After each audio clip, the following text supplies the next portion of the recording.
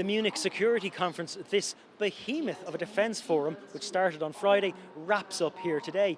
What did it mean for US-European relations, and where does it leave the war in Ukraine? Well, things didn't get off to a great start, really, when US Vice President J.D. Vance arrived here on Friday and spent most of his speech criticising European democracies. Then yesterday, Ukrainian President Volodymyr Zelensky called for the creation of a European army. That didn't go down too well either, with a lot of European countries. As many European officials pointed out, many European states are members of NATO. The Taoiseach Micheál Martin, who was here, also said that it wasn't on the agenda. But after a week when European leaders called for Europe to have a seat at any negotiations with Russia to end the war in Ukraine, things went all the way back to square one last night when Keith Kellogg, the US Special Envoy for Russia and Ukraine, said that Europe wouldn't have a seat at the table in any talks with Russia. So the Europeans are now so concerned that they're being sidelined by the Trump administration that they might hold emergency talks